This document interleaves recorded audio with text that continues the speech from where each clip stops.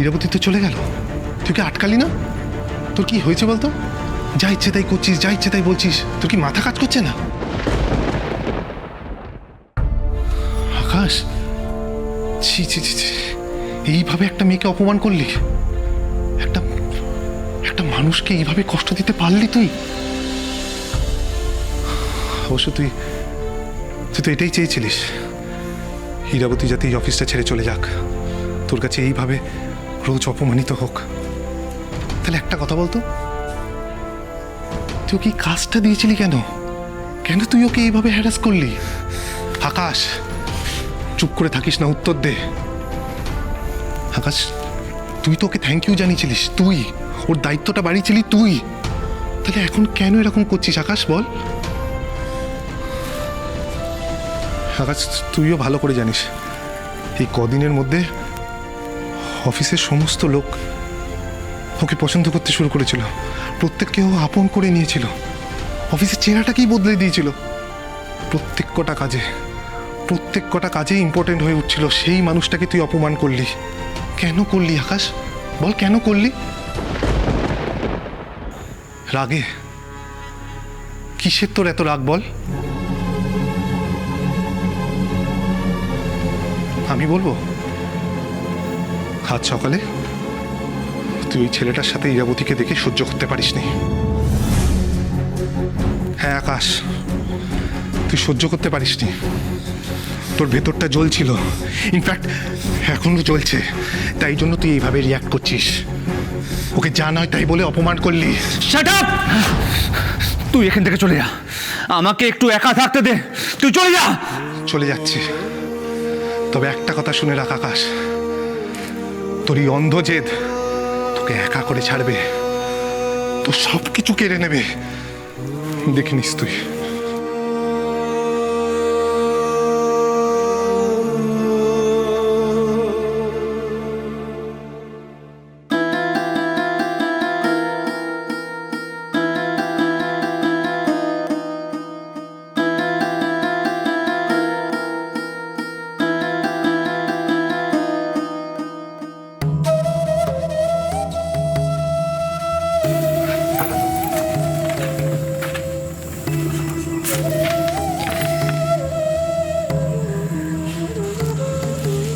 ইরাবতী, আমার resignation letter তৈরি।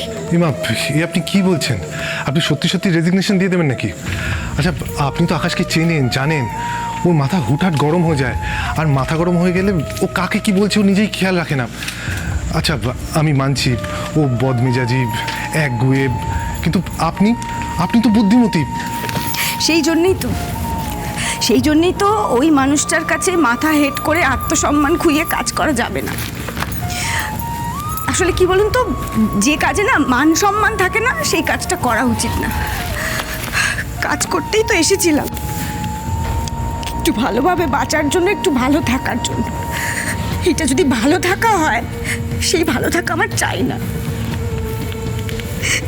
এই কাজটা আমার পরিবারের জন্য খুব দরকার ছিল, খুব।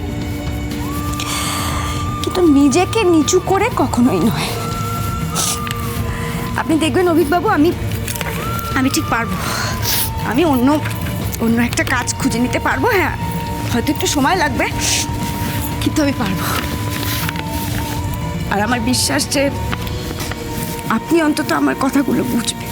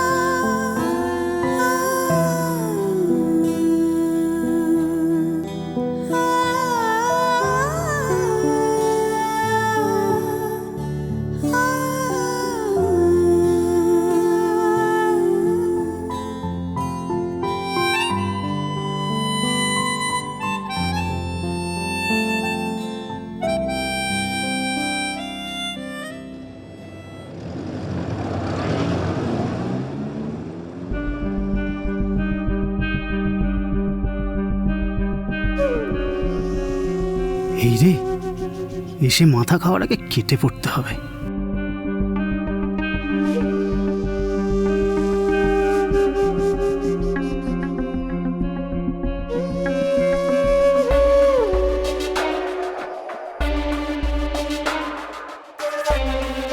পল্টু, এই পল্টু, পল্টু, এই পল্টু, কখন থেকে ডাকছি তুই শুনতে পাচ্ছিস না? বলছি যে এই যে এইগুলো নিয়ে এসছি টিকিটগুলো, দেখ না লেগেছে কিনা, কি ব্যবস্থা হচ্ছে একবার। তোমারটা মানে বল্টু, আমার না লেগে গেছে খুব ভালো। তুমি যাও, আমি তোমাকে জানিয়ে দেবো কোথায় কি করতে হবে, সব বলে দেবো। আচ্ছা আচ্ছা ঠিক আছে। এই আমারটা দেখ না, আমারটা কি হলো? এই তো ওনারটা লেগে গেছে বললি। দেখ না আমি তো আমার জমানো টাকা থেকে কত কষ্ট করে বল 25,000 টাকা প্রায় তোকে দিয়েছি। তুই বলেছিলি 1,25,000 ফেরত পাবো। একটু দেখ না কি ব্যবস্থা হলো, দেখ। দাদা, ব্যাপারটা হচ্ছে পুরোটাই না কপালের ব্যাপার, আর তোমার ব্যাড লাকটা পুরোটা খারাপ। আমি কি করবো বলো? দেখো তুমি দেখো, দেখেছো? এই দেখো, সব কটা ওই 1-2 নাম্বারের জন্য ফসকে গেছে। আমার কিছু করার নেই, বুঝলে তো? একটাও লাগেনি। কিন্তু আমি যে ইরাকে কথা দিয়েছি ওকে আমি গয়না গড়িয়ে দেবো, আমি কী করে ওর কাছে মুখ দেখাবো? হ্যাঁ, এই তুই তো বলেছিলি ভাই যে তুই আমাকে যে করেই হোক টাকা ফেরত করে দিবি। তুই তো বলেছিলি যে আমার টিকিটের নাম্বার উঠে যাবে, তুই আমাকে ফেরত দিবি বলেছিলি। তুই দেখ, আমার কিছু করার নেই। দে আমার টাকা ফেরত দে, আমার টাকা ফেরত দে, কেমন করে হোক আমার টাকা ফেরত দে। আমি কোনো কথা শুনবো না। মাথা খারাপ নাকি? টাকা দে, কোথায় আমার টাকা দে।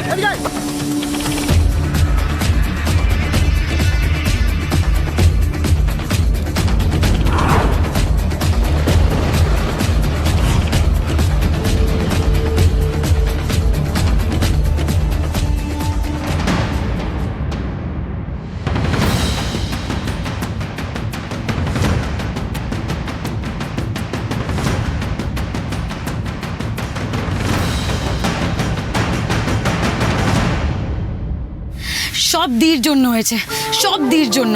ও এইসব জেনে শুনে করেছে। ঝিলাম কুল ডাউন, মাথা ঠান্ডা করো ঝিলাম, কুল ডাউন। না, তুমি জানো তো আমি ওর থেকে এগিয়ে যাব, ও বাড়ির সবার থেকে এগিয়ে যাব। এটাও সহ্য করবে কি করে? ব্যাস, তাই ঠিক একটা প্রবলেম ক্রিয়েট করে দিল। আমার না ওকে বলাটাই ভুল হয়েছিল। এখন আমি কি করব? আমার সব ড্রিমসে ওর জল ঢেলে দিল। ব্রতদা শুধু ওর জন্য আমাদের বাড়ির সবার লাইফটা যেন হেল হয়ে যাচ্ছে। ও ওপরে সবার ভালো চায় বলে, কিন্তু ভেতরে ভেতরে সবার ক্ষতি চায়। ও আমাদের লাইফে কিছু করতে দিয়েছে? আমাদের কোনো ইচ্ছের দাম দিয়েছে? আর নাই ফিউচারে দেবে? না ঝিলাম, এরম বলো না। আমার মনে হয় তোমার কোথাটা ভুল হচ্ছে, কারণ ইরা কিন্তু নিজের থেকেও বেশি তোমাদেরকে ভালোবাসে। হ্যাঁ, তাই নাকি? তাহলে কি করে ও সবার সাথে এটা করতে পারে বলো তো? কি করে একটা দিদি নিজের বোনের ক্যারিয়ারটা এইভাবে নষ্ট করতে পারে? আমি জানিও এটা কেন করেছে। ও ওর বস, ওই রিচ হ্যান্ডসাম বিজনেসম্যান মিস্টার আকাশ চ্যাটার্জির চোখে ভালো সাজার জন্য এইসব করেছে। মানে? ওনাকে দেখাবে ও কোম্পানির জন্য কতটা ভাবে।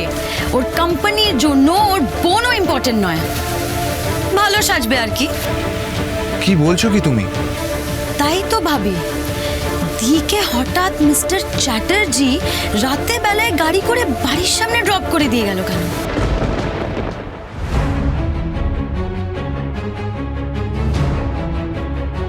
কিছু তো একটা ব্যাপার আছে, নইলে যে লোকটা আমাদের থেকে আমাদের বাড়ি কেড়ে নেবে বলেছে, তুই ওর কাছে চাকরি করবে কেন? তুমি বলো। আচ্ছা ব্রতদা, দি যদি ওই লোকটার সাথে মিলে আমাদের বাড়ি থেকে তাড়িয়ে দেয়, তাহলে কি হবে? কোথায় যাব আমি? তুমি বলো।